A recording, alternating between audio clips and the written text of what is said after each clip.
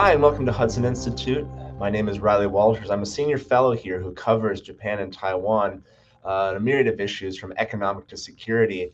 And I want to thank you all for joining us today for our event on Taiwan's energy transition.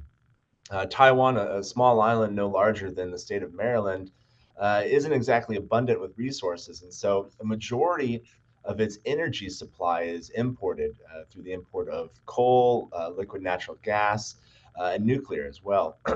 Over the last decade or more, Taiwan has been investing heavily in renewable energy as well to transition away from coal, the use of coal, and the use of nuclear power. And so today we're going to talk a little bit about this transition. Right now in Taipei, energy policy is quite political. The second to last nuclear generator in the country has just shut down, and the last one is set to shut down next year. It is also summertime, which tends to mean higher energy prices and occasional blackouts, which makes both households worried and industry concerned about the reliability of Taiwan's energy infrastructure. And so hopefully we can shed some light on the current uh, uh, environment of Taiwan's energy mix, and of course talk about what the demand currently looks like and what the future demand might also look like. So before we begin, let me just quickly introduce our panelists. Up first, we have Miss Tsai-Ing Liu. Ms. Liu is a non-resident fellow at the Research Institute for Democracy, Society, and Emerging Technologies, where she focuses on net zero technology. Ms. Liu is also a PhD candidate in the Department of History at the Maastricht University in the Netherlands. Up next, we have Dr. Tsinguang Ye, who is a distinguished professor in the Department of Engineering and System Science at National Tsinghua University. His research specialties include reactor water chemistry and nuclear material corrosion engineering. Excuse me if I botched some names. I'm not very good at speaking science. I'm an economist, not a scientist. No problem. And then finally, we have Mr. Brigham McGowan. McGowan is a senior fellow and director of the Initiative on American Energy Security here at Hudson Institute. He is a prolific writer and is also a professor at Miami University, where he teaches graduate and undergraduate courses in law, policy, and ethics. And so we'll go in that speaking order. Up first, I'll ask Ms. Liu to give a few remarks, followed by Dr. Ye, and then finally Mr. McGowan, and then we'll go into a brief questions and answers period. So up first, Ms. Liu, the floor is yours. Okay. Hi, everyone. So my name is Tsai Ying. So thank you so much, Riley, for introducing me. And I'm very glad to be here and share with you some of my observations of Taiwan's renewable energy transition, especially why it is important in Taiwan and how we are doing it so far. Okay. So let's just start with the easiest one. So how we are doing so far. So since our government launched its renewable energy policy since 2016, we, according to the statistics of Taiwan's total electricity generation by energy types, we are now at natural gas and coal still claimed 78% of the total electricity generation in 2023, when renewables, including solar, wind, biomass, and conventional hydropower plants, they together claim about 9.9%, which exceeds nuclear's share of 7%. And as Riley just mentioned, we are now expecting a lower generation from nuclear. This is because we also launched the nuclear-free homeland policy in 2016, which stated by 2025, our 3 conventional nuclear power plants will be decommissioned. And actually the 3rd unit at our 3rd nuclear power plant just shut down last Saturday. So now nuclear only claim approximately like 3% of the total electricity generation now. And following this path, Taiwan is expecting an increasing reliance on natural gas instead to support the baseload. But in order to reach our net zero goal by 2050, the decarbonized electricity mix in 2050, sorry, will be composed of like 60 to 70% from renewables and 9 to 12% from hydrogen. And the gas will drop to like 20 to 27% through the process of carbon capture utilization and also storage process. And lastly, 1% will generate from those pump storage facilities. And to realize these goals through our renewable transition in the remaining like 26 years, it's of course not easy, because we can see that energy transition takes time. And it is because energy transition means, I think it's very, very important for us to understand it as it's a systemic transitions, which including the infrastructural, regulation, social and technical adaptation to the introduction of new energy technologies. For example, the offshore wind technologies just kick in, and also the expansion of the existing energy technologies, such as the gas facilities. So take gas, for example, see how long it takes to Taiwan to get a really high reliance on gas. So it all begins, the imports of natural gas, it begins in the early 1990s when Taiwan's power company, Taipower Company, which is a state-owned utility, it began to import liquefied natural gas for the usage of Taiwan's independent power producers and also industrial users and households in northern Taiwan. And it was not until 2004 that the gas facility started to scale up, and we have larger and bigger pipelines to transport natural gas to the Taipower companies just built Datan gas-fired power plant. And when the Datan power plant started to operate in 2006, we can actually see the electricity generation started to equal load generation from nuclear. So you see, this is the point in 2006 that Taiwan started. This is just a starting point of Taiwan's high reliance on natural gas. And Datam since then has been and has undergone several expansions, and now it claims Taiwan's biggest gas-fired power plant and also baseload power plant, and it's the 5th largest in the world. So now we will see it continue to see increasing reliance on natural gas, at least till 2030 in Taiwan, along with the growing installed capacity of renewable units. And as we speak, like our 4th LNG terminal, our receiving terminal, is now undergoing evaluation. So you see an dependency on these infrastructural expansion as well. And there certainly lies risk for such a coupled system between the natural gas system, which is controlled by China Petroleum Company, which is also a state-owned oil company, and between the oil system, the gas system, and the Taipower Company's electricity system. It will need to be monitored and managed very carefully to avoid like possible power rationing due to shipping delays or the malfunctions of meter stations, for instance, which have happened twice since the 1990s in Taiwan. So managing such a risk is crucial because in Taiwan, under climate change, we can only expect that these kind of incidents will happen more regularly in the near future. So, but still, compared to the air pollution from the coal-fired stations and also the controversial nuclear power plants in Taiwan, gas-fired units could provide baseload power while promising a lower carbon emissions and also lower sulfur content, which seems to be an ideal option for Taiwan for its renewable transition. So by accentuating the LNG's role and phasing out nuclear at the same time, Taiwan's renewable transition is also about how it could lead to a power system that is more regionally based, balanced, flexible, and also climate resilient, that could provide stable power output and be quickly restored even if blackouts happen. And this is very important. For instance, when a severe earthquake hit Taiwan earlier this year in April, and it broke down like several power units, TPC, which is a Taipower company, kept abreast of the changes of electricity supply and also demand, and it applied measurements such as utilizing the power stored firstly in the energy storage units, and they followed by starting up the pump and storage units to start to supply the demand, and also followed by solar power, and those are still working faster, starting up gas turbines.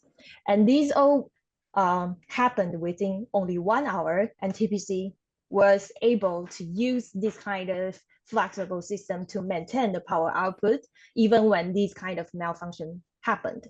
So, and it buys time for them to restore their broken gas turbines. I think that's the very important factors that helps Taiwan to succeed, to maintain the lowest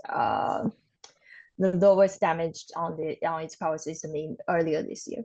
So this incident, I think, exemplifies why Taiwan's renewable transition matters for creating a more flexible, distributed, and resilient power system. And this path, for me, I think, it became only possible when Taiwan stepped away from the developmental logic and from the thinking of only focusing on building larger scale baseload power plants. Those were located in remote areas and only could only be transmitted through Taiwan's three extra high voltage transmission lines, which could also present some fragile factors under climate change. And aside from grid enhancement in Taiwan, along with its renewable transition, we also see institutional changes through renewable transition. To name a few, for example, the amended Electricity Act in 2017, it allowed the independent power producers to have more channels to able to sell their green electricity to Thai power company or their end users. And this kind of market deregulation also gave birth to Taiwan's first energy trading platform.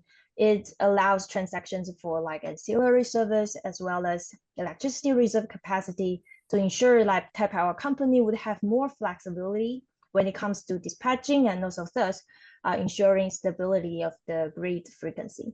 So to give a few takeaways from my remarks, first, I think Taiwan's renewable transition does not only mean the changing roles of certain energy carriers, but it should be think of it's a thorough infrastructural regulation and technical transformation. And seeing this as a systemic transition is crucial for us to understand the overall impacts on Taiwan's energy future and even the net zero future. And second, how Taiwan shifts its focus from one energy type to another. It is not just about how cheap the energy carrier could be, or how clean the energy carrier is, but more importantly, we are thinking about how resilient it could be and it could bring about to Taiwan's power system that could help and to drive a systemic transformation and help to sustain extreme weather events. That's my remarks, and I'll give the floor back to Riley. Thank you. Great, thank you. Yes, no, that was wonderful. I appreciate the example of the earthquake from earlier this year too. I think it goes. I think there are concerns, with the occasional blackout that the Thai power isn't always reliable. But then you show examples like that, and it does. It is still important to consider. So thank you very much. We'll come back to you in questions and answers. But up next, Dr. Ye, the floor is yours. Thank you, Riley. As Riley has mentioned at the beginning of this panel, the energy of Taiwan actually had to rely upon about 97% from imports. So I think the major problem on the energy transition policy of this government is on the energy security. So I would like to talk about this in two approaches. First one, I would like to discuss the renewable energies. Okay, our government has set a goal of renewable energy, the electricity share, about 20% in the year of 2025, that is next year. But apparently this goal cannot be achieved. So the government has actually lowered the projected electricity share by renewable next year from 20% to 15%. Now, why is that? Because the progress on the two major renewable sources are way behind the schedule. For example, for solar power, our government has set up a goal of 20 gigawatt for the year of 2025. Now, I mentioned earlier the percentage will be lower, but the capacity will not be changed. That is, 20 gigawatt of solar power must be achieved next year. The problem is right now, at the time we are talking right now, the total capacity of solar power in Taiwan is only 13 gigawatts. Okay, so there is a 7 gigawatt difference. I mean, you have to do it next year to make up the difference, and I don't think that's possible. Okay, so that's one of the problems with renewable. The second one is the wind power. The problem is even worse because if we take a look at the installed capacity of wind power, the projected number for 2025, it should be 6.8 gigawatt. But if we take a look at the number just published by Ministry of Economic Affairs, it is only 2.6 gigawatt. So it's way behind the 6.9 gigawatt for next year. Okay, now the original planning by the government is to replace nuclear energy with renewable energy because they are all both carbon-free electricity sources. But the problem is when we are looking at the progress on the development of renewable energy, I don't think we have any chance to meet the goals set by the government next year. Not to mention that Ms. Lu already mentioned our government also set up a plan, a roadmap to reach net zero carbon emission by the year of 2050.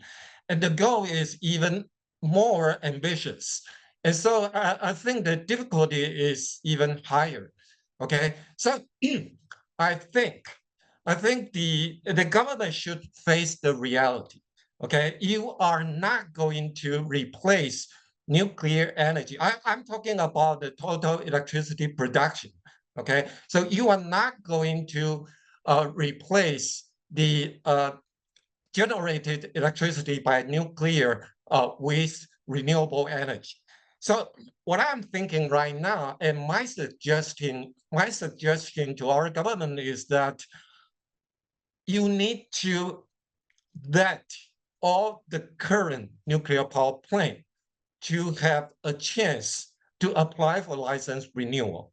Okay, so in the past, we have 3 nuclear power plants, a total of 6 units. Now, the first nuclear power plant and the second nuclear power plant, they are all now in the status of decommissioning preparation.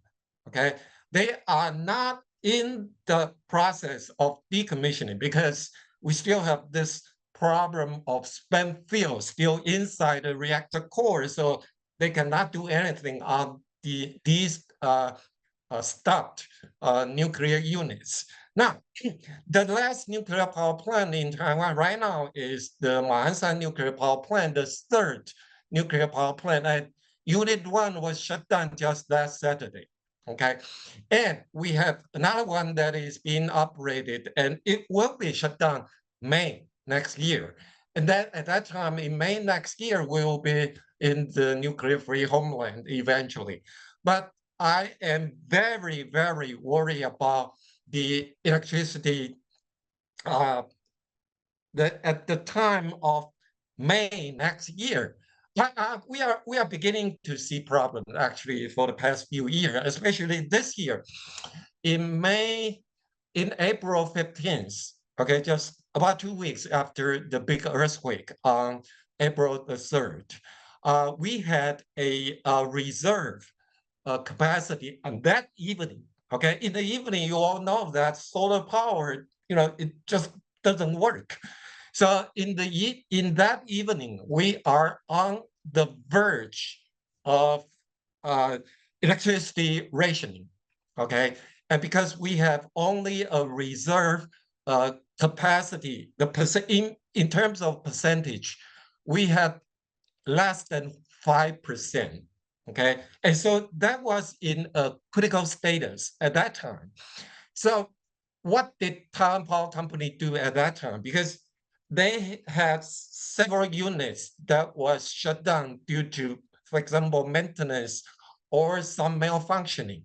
And so they didn't have sufficient baseload power units.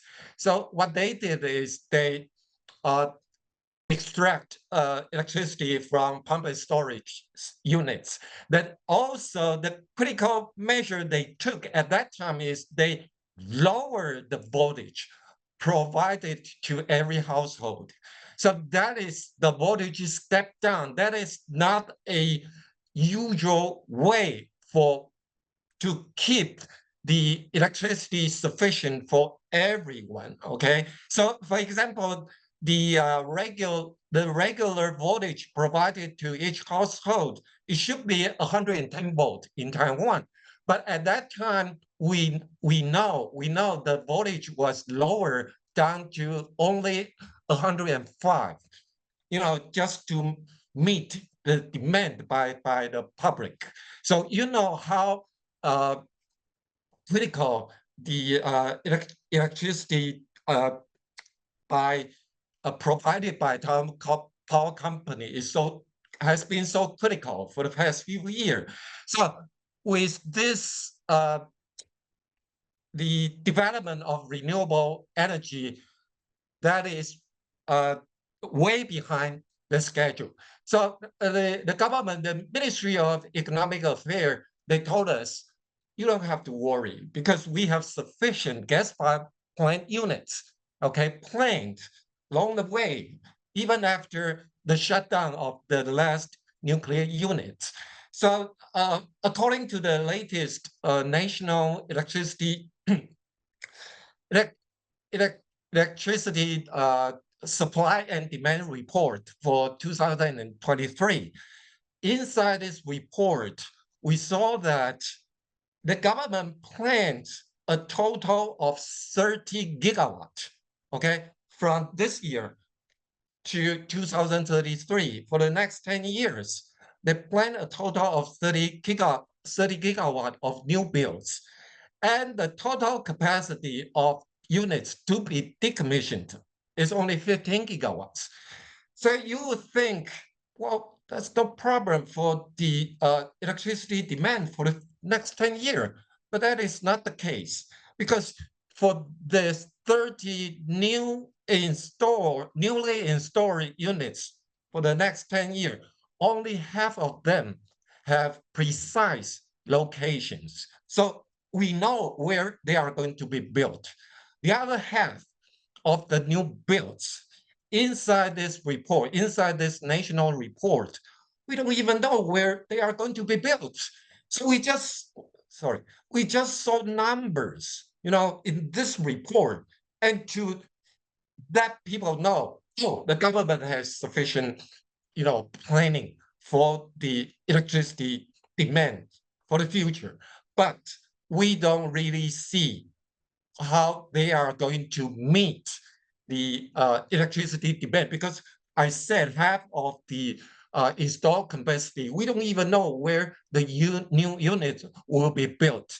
And that is not the only problem. The second important problem is in Taiwan, we don't have sufficient LNG reception terminals. Right now, we have only 2 reception terminals in Taiwan, and they are already running. They are already running at a percentage of more than 100%. They are running now at 120% every day, okay? And with all the increasing gas-fired units, we need more LNG reception terminals. According to government's plan, we should have the 3rd, the 4th, the 5th, the 6th, and the 7th LNG reception terminals for the LNG need for the next 10 years. only now, for now, the precise date for the commissioning of the third LNG reception terminals is in the middle of next year. For the fourth LNG reception terminal in Keelung area, it is still under environmental evaluation. Okay, the issue has not been resolved because the local environmentalists, they are against the construction of the fourth LNG terminals at Keelung area. And the same situation is happening to the fifth LNG reception terminals in Taichung area. Okay, and also the sixth reception terminals in Yunlin area. And the Yunlin area, the reception terminals, the construction work is responsible, is the Formosa. Formosa Plastics, they are responsible for the construction of these 6 LNG terminals. And we are not seeing any progress on the 6 LNG terminals. And the 7th LNG terminals will be constructed in Kaohsiung, because in Kaohsiung, we already have 4 and some other coal-fired plants in Kaohsiung area, and they are trying to have this transition from coal to gas. And so the 7th LNG reception terminals is a key for providing sufficient LNG to the Kaohsiung area. So you see, the government has the gas-fired units ready, planned for the next 10 years. And we are not seeing how they can achieve a sufficient supply of LNG for the future, according to the current planning by our government. So, summarizing what I have just said, we have the first problem is the development of renewable energy in Taiwan is lagging way behind the schedule. And I don't think the government can achieve their original goal, that is the 20% of renewable energy. Not to mention 2025. I don't even think they can do it by the year of 2030. And the second major problem is they don't have a sound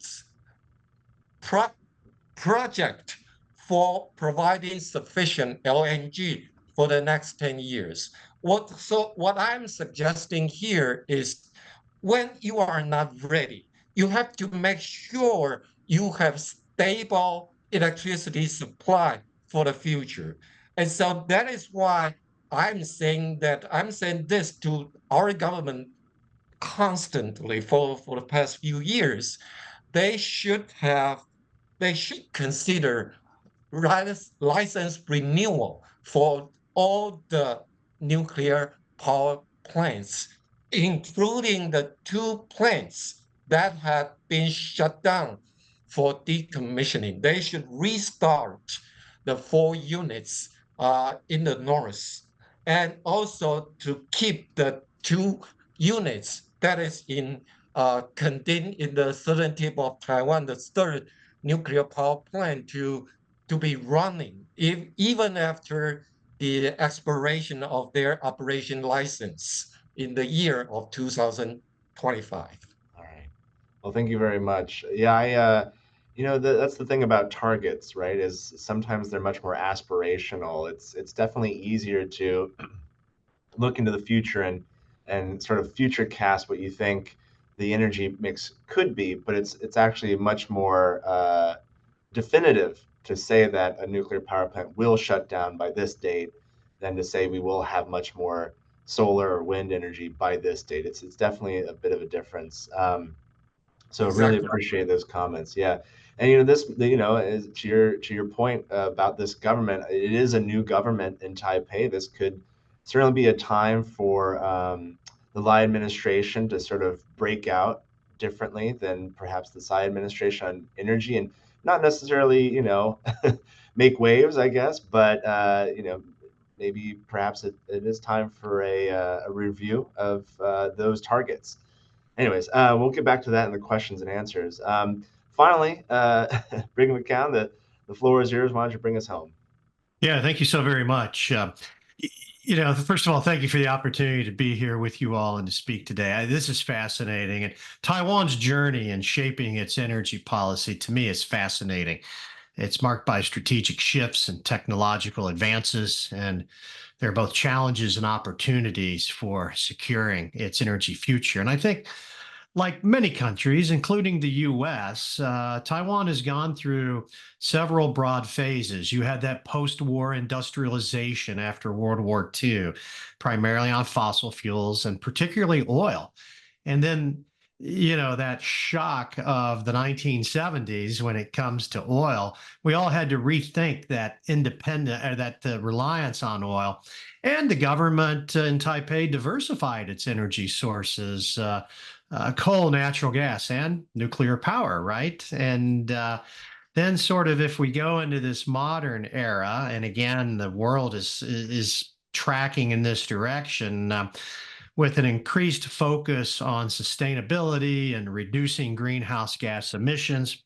I was kind of smiling because I remember, when I was the CEO of an energy company, they said, well, just say you're going to do this. I said, well, I'm not even going to be around when this has to come to fruition. And they said, exactly. It won't be your problem. It'll be the next person's problem. I said, well, that's not a good way to make policy. And I think sometimes both business people and politicians love to make policy pronouncements without regard to the science, engineering, and physics on how we're actually going to accomplish some of these goals. And aspirational goals are important.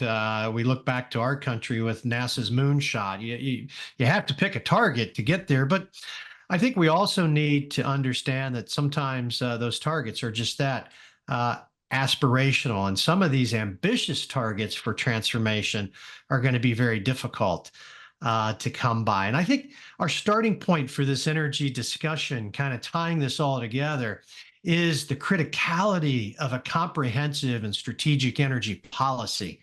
Energy is not only important to our daily lives, but it's literally that binding agent that binds together and underpins economic stability, security, prosperity. And so I come back to the energy security definition, which is the uninterrupted availability of energy sources at an affordable price. And I've heard bits and pieces. I think all of us have talked about that energy security definition already. But breaking it down just for a minute, availability means that quantity of supply, right? You have to have the energy that the country needs. Energy scarcity doesn't fit that bill very well, and it has to be reliably delivered via infrastructure when and where it's needed. And so that resilience, both for generation, transmission, and distribution, is really important. And that also encompasses, when we talk about energy sources, we're really talking about our energy mix, right? And what is a responsible energy mix today? And I tend to think an energy mix will change over time, but you shouldn't have all your eggs in one basket. That diversification is so important. And then affordability is also important, because without affordability, then, we don't have the ability to make things in an industrial way. Energy prices is that third major component after raw materials and labor costs of making anything. And so without a successful combination of these above factors, I think every country runs the risk of energy poverty, unavailability. And without energy security, there's no economic security and there's no national security. And so energy can either bring a country strength or it can weaken a country. And so with that in mind, if we look at worldwide energy consumption, the world's actually using more energy, not less. And that's been the case throughout human history. And I think that's population levels stabilize or in some cases decrease, there's this thought that we can work our way out of an energy crisis through efficiency and savings.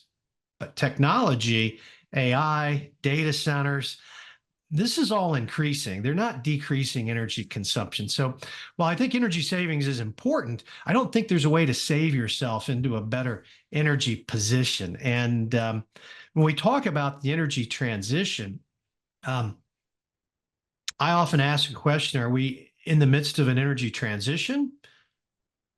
And people say, yes, of course we are. Energy is always transitioning. I say, okay. Or are we in the midst of an energy expansion? It sort of depends on which country you're in, but I think both can be true. Our energy needs are expanding differently, and we're transitioning. But I think a couple things that were said that hit the nail on the head were the reliability of base load power is critical, not something you can do without. And nuclear has fulfilled that role in Taiwan and many other places. US, it's about 18%. Whether that comes from LNG or something that is a 24/7 availability supply to meet the troughs, the low points of your energy needs, is a must-have. It's not optional.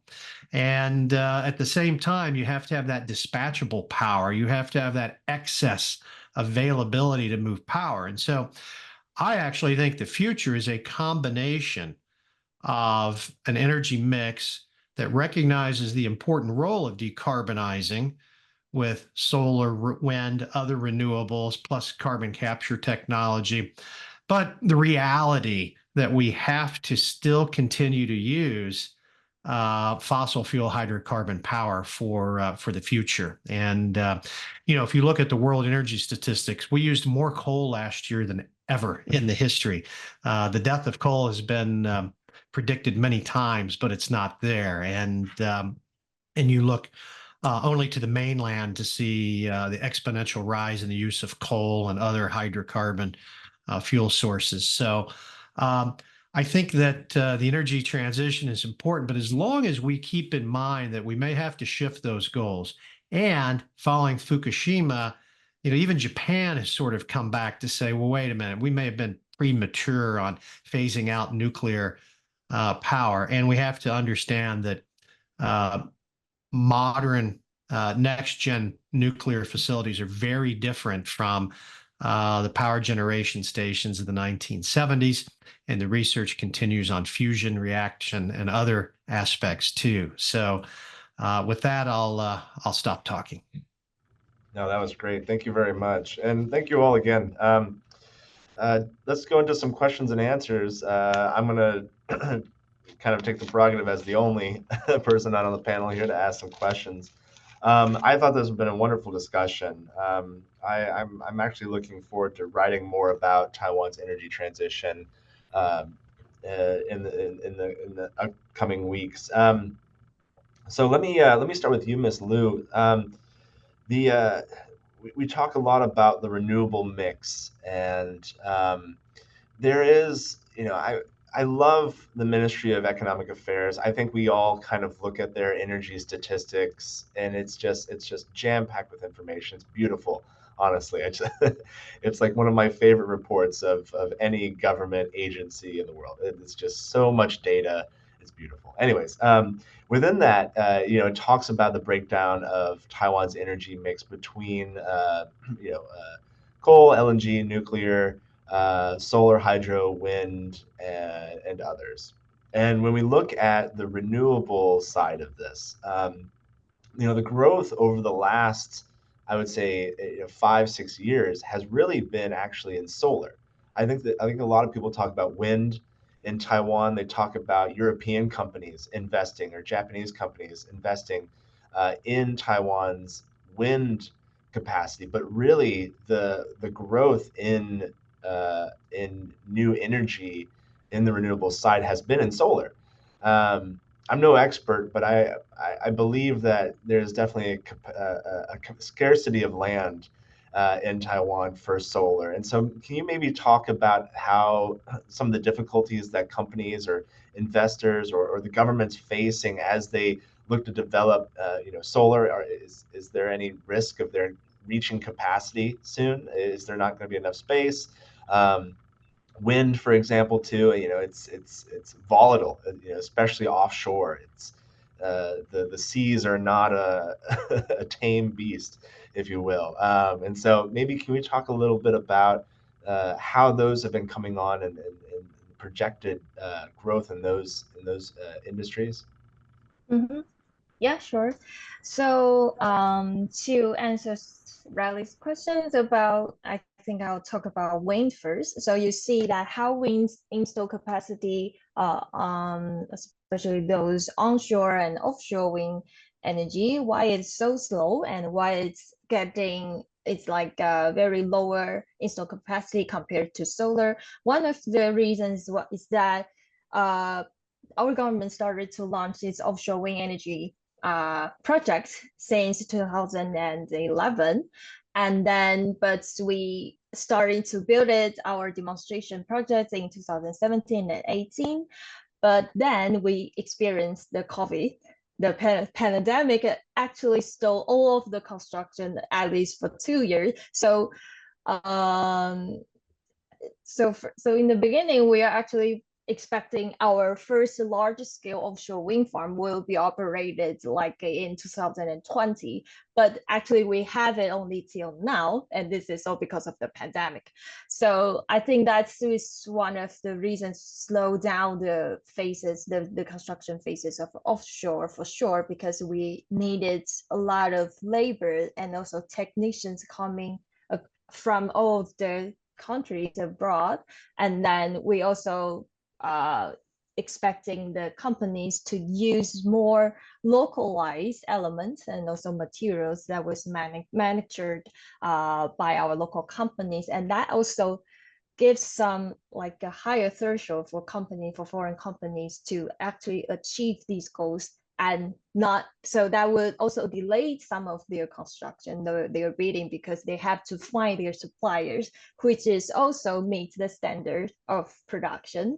That is the fees, and also to meet it is also meets the European standard, because they our largest company that invested in offshore wind is from Denmark, the Ørsted. So it has to meet their construction standards, and then to find these suppliers has been a very big challenge. And then also this kind of one of on our major news these days about how the offshore wind companies are trying to protest against our government about this kind of policy to have more local manufacture on the supply chain.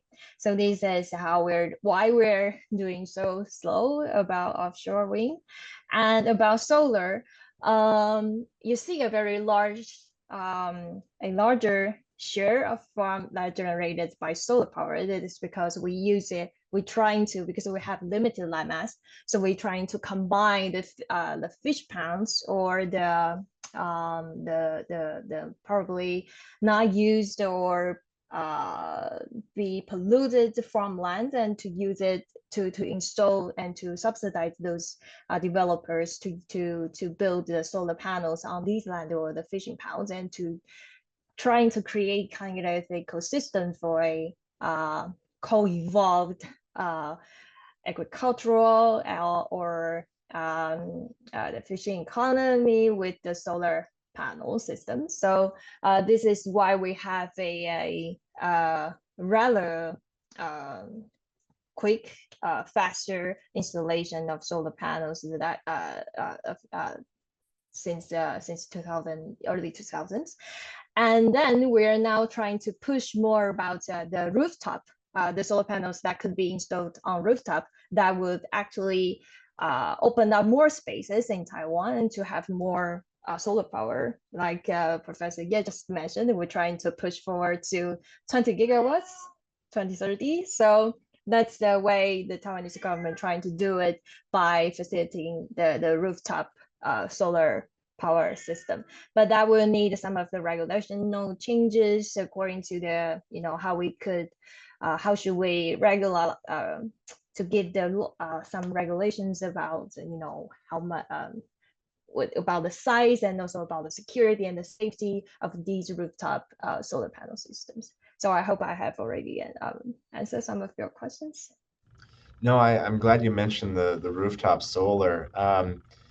I follow industry pretty closely, and so a lot of industries in Taiwan have committed to net zero either by 2050 or 2040. And what I've noticed is a lot of them are investing in their own solar capabilities. And I think some of that includes rooftop building on their rooftops, which makes sense. I mean, you've got a giant industrial plant. It's just taking up foot space. Might as well throw some solar panels on top and become a little bit more energy dependent. But I do worry how much of that is, not just because of their own demand for solar or energy, but also maybe questionability on the reliability of Taiwan's energy grid, Taipower, for example, as a provider. And Just can I jump in to say yes, something? please. Yeah. Because I think now TPC also, like just I mentioned about the grid enhancement project, it also included how we could push forward the microgrid project that integrated the energy storage units and also the solar power that could, and also the electronic vehicles devices that could actually integrate it into a more resilient, and probably when the disaster happens, it could become a self-sustainable system that could actually facilitate it in the remote areas in Taiwan. So just like I said, now TPC is trying to build, through the renewable transition process, they're trying to build a more regional balance and then also, a more resilient power system instead of just build another larger solar power plant. Great. Dr. Ye, I want to ask you about nuclear issues. You are the nuclear expert, I believe, in not just this panel, but perhaps all of Taiwan. I have two general questions. One is, I think when we talk about nuclear, it usually comes back to the fear of nuclear as whatever you want to call it, a dangerous source of high risk, whatever terms you want to use. People Brigham mentioned Fukushima, for example, in Japan. I know that's still very much a concern in a lot of Asian countries, not just what happened then, but still what happens now in Japan with TEPCO as it releases water out of Fukushima. And so maybe my first question is, can you just talk briefly about, maybe debunk some of those myths, or just explain to people who don't understand nuclear why it can be a very safe type of energy source. And then the other is second question is, when we talk about imports, correct me if I'm wrong, but we do have to import nuclear material as well, in addition to coal and LNG. And so when we talk about energy security within the context of Taiwan, sometimes issues of with the PRC come up, and the ability of Taiwan to gain access to those imports. And maybe can you talk about how imports of nuclear may or may not be different than imports of coal and LNG, especially from a storage point of view? So I'd like to talk about nuclear safety first. People usually ask me how you can prevent the Fukushima type accident happening in Taiwan. I said you have to look at the major difference. When I talk about major difference, I mean for the real cause of Fukushima accidents is that they lost every possible backup electricity. Okay, they lost electricity from outside the nuclear power plant. They also lost electricity that should be generated inside the nuclear power plant. Unfortunately, they have all those emergency diesel generators located at the basement of the nuclear power plant. So when the time tsunami attacked, all the diesel generators inside the basement was flooded with seawater, so didn't work.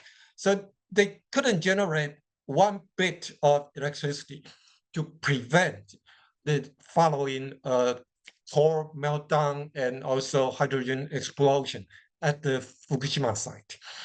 For Taiwan, we have different construction method, especially for the emergency diesel generators. The design is that we have all the diesel generator situated above the ground level. So even a big earthquake takes place and a big tsunami occurred, we are able to prevent these emergency diesel generator to be flooded by seawater. Now, after the Fukushima accident, because in Taiwan, we have such a short, small land area, okay? It's a small island. There's no way you can evacuate people near or close to the nuclear power plant.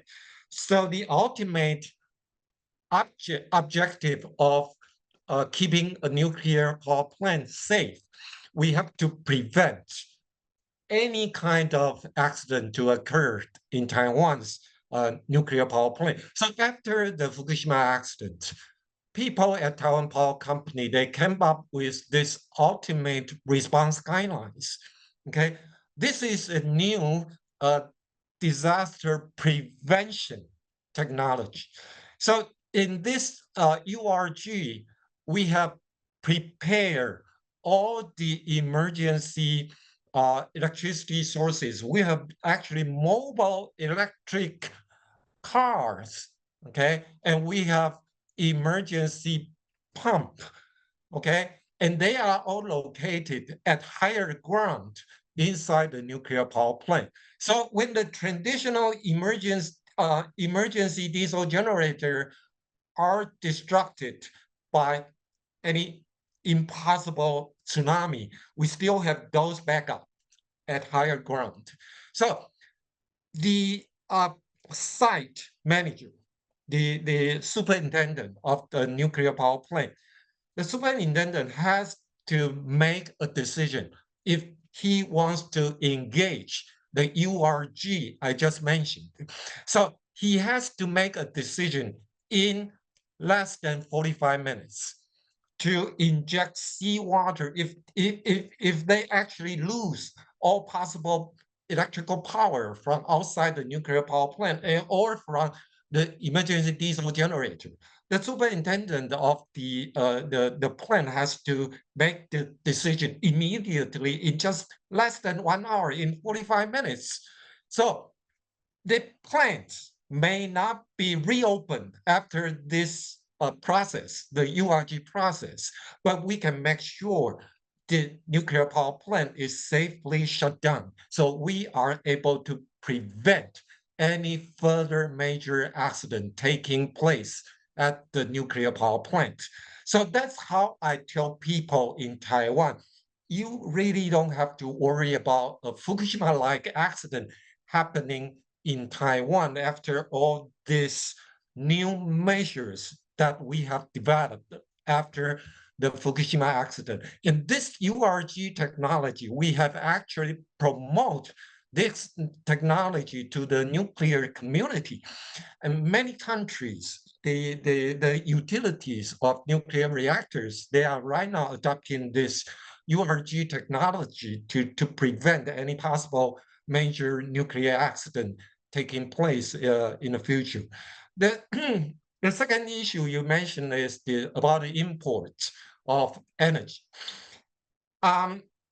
I said earlier, the government is going for high percentage of gas-fired electricity. And the target percentage is 50%. And Taiwan does not produce our own natural gas. So we have to import the natural gas from overseas. And we have only, I said we have only 2 reception terminals right now in operation. So because of the higher demand on LNG, every day there must a shipment of LNG from outside Taiwan. So if we have a tense relationship with mainland China, for example, they could go on the blockade by military maneuvers. Okay, in the past, it already happened 2 times. And during the blockade, the LNG cannot be shipped into Taiwan. Okay, so in Taiwan, we already evaluate the storage capacity of different energy types. For example, for LNG, we have a safety reserve of only 8 to 11 days. Okay, so if the blockade from mainland China lasts for more than 10 days, we'll be out of natural gas. And natural gas would provide 50% of the electricity of Taiwan. Okay, for coal, the safety reserve could last 36 days. Okay, a bit better than LNG. But for nuclear fuel, one batch of nuclear fuel can provide a reactor to be operated for 18 months. And there is always a reserve batch standing by on site. So actually, the safety reserve for nuclear fuel is 36 months. So in terms of energy security, and Brigham just mentioned that energy security is equivalent to national security. I totally agree with that. So for a special situation in Taiwan, especially we are confronting threats from mainland China, I think the government should really, really put more attention on energy security. And I personally think you should actually lower the electricity share by natural gas because we don't have sufficient storage for LNGs in Taiwan for now and for the next 10 years. And we should keep all the nuclear power plant running. Well, that's a interesting thought. I haven't heard anyone say Taiwan needs less LNG until now. But that's a good point. You know, definitely the reserve is low. Brigham, I'm gonna give you the final sort of give you the mic last. And so I have two quick questions for you as well. You mentioned uh, obviously that energy security is essential to our national security. And I was wondering if you could give maybe a few countries, examples of countries that you look at as sort of the leading example on sound energy policy. Uh, and then tacking on to that, another word you mentioned sort of caught my ears, the affordability of energy. And when I think about energy from a consumer perspective, yes, consumers, households, industry, they want reliable and affordable energy. But when it comes to the energy producers, maybe they don't always want to give away, the cheapest gas, and so obviously they need to maintain business profitability. And I think Power has an energy money problem, but that's also a government issue because the government does typically set the rates. And so, those two questions: are there any good examples of countries that have really stellar energy security? And then, just briefly, how do we think about the affordability of energy? Yeah, that's a great question. I would give most of the world a C or maybe not even a passing grade when it comes to energy security. One particular that stands out, and again, it's just a blessing of natural resources, would be Norway. They can almost entirely generate electricity from hydropower. They actually export almost all of their oil and gas. It's not used for domestic consumption, and it's their number one I guess, export for trading. And so unless you are blessed with all these natural resources like the United States is, but yet even here we have difficulty, right, formulating a coherent energy policy. And that's not a dig to one side or the other. It's just that's been the case for decades. Again, I mentioned earlier that what's really important is that energy mix and understanding, I think, that the transition to a renewable economy is going to take longer than we think it's going to take. That doesn't mean we should ignore it. It doesn't mean we should not try. But we have to do that. And on the LNG front, speaking of the U.S., Alaska has over 100 trillion cubic feet of gas. It's not even being marketed in the world right now because there's no export facility in Alaska. And I like to say that Anchorage, Alaska is closer to Tokyo than it is to Washington, D.C. So it's already halfway across Asia if we could get our own act together and figure out how to make it available. But I think, what you've seen clearly, Western Europe has had the wrong energy policy. And despite a lot of growth in renewables through the EU, what they really found out was that baseload energy, they were dependent upon Russian oil and gas, and it was cheap. And so that cost is important. For an energy company, I think that like every company, you innovate or you become non-competitive, right? The world is filled with really important companies that no longer exist today because they failed to innovate and to adapt. And so energy companies want to sell energy, they want to make money, and they will adapt to their policies if they are wise to produce what customers want. And I do think energy efficiency is gotten a lot better. Houses in the U.S. are far better insulated. That's the same around the world. But I'll leave it there with, I know we're out of time. No, that was fine. Thank you very much. And thank you all. Again, we are out of time, but I'm glad we could do this. I'm glad we could get you all online. And I hope that those who are watching have learned a little bit more about Taiwan, Taiwan's energy mix, and Taiwan's energy transition during this, I think, transformational time. Anyways, thank you all again. And if you're watching, please stay tuned for more Hudson programming on all types of things from foreign policy, national security, and more. I've been Riley Walters. Thank you very much.